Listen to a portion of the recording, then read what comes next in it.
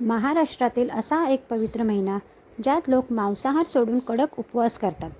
तुम्हाला माहिती आहे का, हा श्रावण महिना.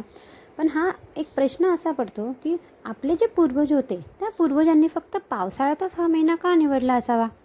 चला मग जाणून घेऊया. यामागे लपलं एक प्राचीन भारतातील बायोलॉजिकल डिटॉक्सिफिकेशन. म्हणजे विज्ञानानुसार श्रावण हा भर पावसाळ्याचा काळ असतो. या काळामध्ये सूर्यप्रकाश जे असतात ते जमिनीवर खूप कमी प्रमाणात येतात, म्हणजे त्याची कमतरता खूप असते. या सूर्यप्रकाशाच्या कमतरतेमुळे मानवी पचनशक्ती जी असते ती कमी होते. म्हणजे माणूस जे अन्न खातो किंवा मांसाहार खातो ते त्याला खाल्ल्यावर पचायला जड जाते किंवा भयंकर पोटाचे इन्फेक्शनसुद्धा होऊ शकतं. हे इन्फेक्शन काय होतं का की हा जो काळ असतो या काळामध्ये निसर्गातील जे जलचर असतात त्या जलचरांचा असतो, म्हणजे प्रजननाचा काळ असतो. सर्वत्र हिरवळ पसरलेली असते. याच महिन्यात सर्वत्र भक्तिमय आनंदमय वातावरण असते. अनेक सण उत्सव या महिन्यात साजरे केले जातात. आणि मुख्य विशेष म्हणजे या महिन्यात भगवान शंकराची पूजा करतात. आणि ह्या पूजेसाठी जे बेलपत्र जे असते ते बेलपत्र अर्पण करण्याची एक परंपरा आहे.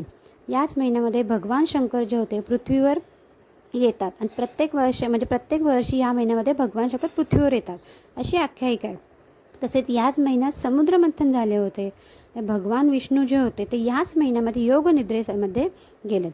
म्हणून श्रावण जो महिना आहे त्या श्रावण महिन्याचे विशेष महत्त्व आहे. आणि मुख्य म्हणजे आपल्याला जर विशेष गरजू असतात किंवा गरीब लोक असतात त्या व्यक्तींना अन्न वस्त्र किंवा आवश्यक जे साहित्य आहे ते आपण त्यांना दानधर्म या महिन्यामध्ये करू शकतो. आता या महिन्यात केलेले दान धर्म पुण्य ह्याच्या अनंत काळामध्ये त्याचा आपल्याला फायदा होतो.